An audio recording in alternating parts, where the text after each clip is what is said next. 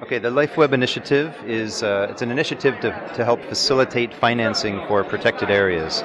So it's not a fund in and of itself. What it does is it tries to align donors' funding with the strategic plan for biodiversity, so that the money that is given by donor countries to recipient countries is really done in a targeted way that's within the framework that's been agreed in Nagoya, the strategic plan for biodiversity and all the targets. It specifically looks at target 11 on protected areas. Nagoya was the last COP in 2 years ago, was it not? What do we mean by protected areas? Can you give me an example? Is this just a national park in a country or some other kind of form of conservation?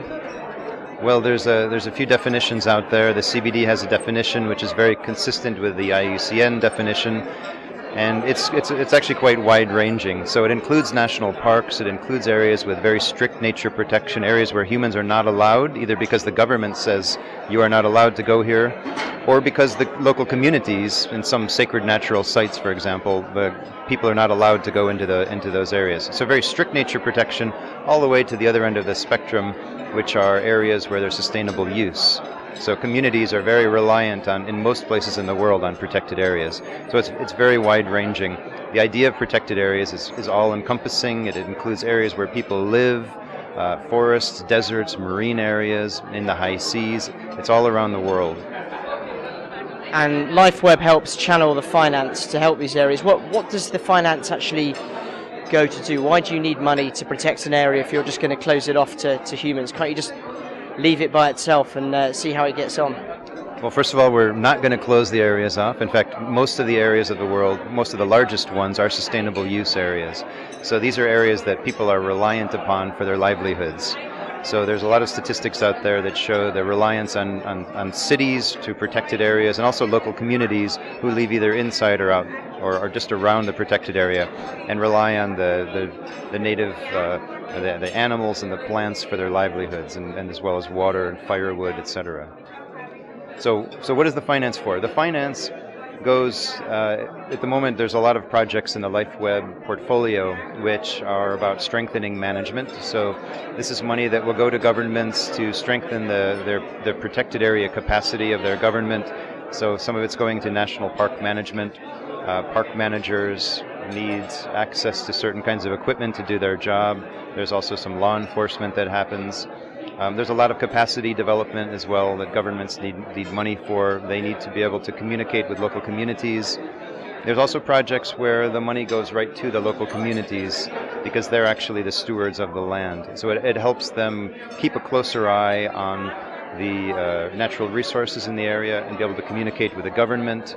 Lots of education programs that communities are involved with, and as well as the government. So there's a huge range of kinds of projects, marine, terrestrial. They involve capacity development. There's research projects where we're trying to see the health of ecosystems. So the funding really goes in many different directions. Can you give us an example of any particular areas or regions where this is already working? Well, let me actually, rather than answer that question, I'll redirect it slightly and tell you about a very exciting project which we're working on with the Brazil government right now. So what we've seen with LifeWeb is we've seen a scaling up in terms of how governments are articulating what they need. And part of that is because we have this fantastic convention on biodiversity, which in many ways helps the people who are here really target and understand what's happening in their country, what's happening in their neighboring countries. So the LifeWeb is working with the government of Brazil. LifeWeb has worked on very small-scale projects in one or two national parks and protected areas, but it's also working at a more of a regional scale and a national scale. And so there's a project in Brazil where the government would like to strengthen the entire system of protected areas. You know, protected areas are one of the major expenditures for biodiversity funding. Most of the work that happens in conservation actually happens in protected areas. Brazil would like to strengthen the entire system of protected areas. So what they've done is they've looked at what their aspirations are for expanding their protected areas to meet the new targets. On target 11, 17% terrestrial and 10% marine, but also meeting part of the target which says they must be well managed. So they've looked across all of their eco-regions within Brazil, and they've said, how can we be representative in terms of protection? We've got to reach certain targets. We need expansion and strengthening. So there's quite a huge proposal that they have. They've gathered a lot of the funding that they need. It's over 200 million euros that they need in this proposal. And LifeWeb will help them by trying to find 90 million euros to fill this huge project. I think it's a 230 million euro project, and they need 90 more to do it. So LifeWeb will come and we'll do donor roundtables in Brazil. We'll work with the government, we'll work with business, we'll bring the private sector in, who some of these are mining companies, oil and gas companies. They have an interest in conservation as well, of course. Many of them have offsetting programs, so they need to be able to find where they can make their investment. And so LifeWeb will help them understand where the funding can go, and we'll build that match with the Brazil government. Final question, because our lights are being assaulted on all sides. How hard is it in the wider kind of biodiversity discussion area to demonstrate to donor governments or private business how their money is being spent? Because I guess if you're just looking after a park or region, it's quite hard to quantify the benefits from that in real kind of hard financial terms.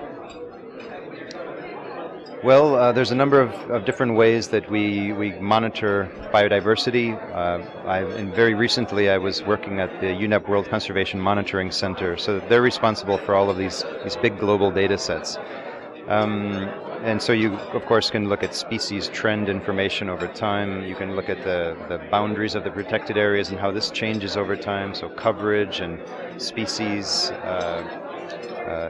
rates, and there's other data on extinctions. So all this is being collected and managed at the site level. So you can actually come right down to the site level.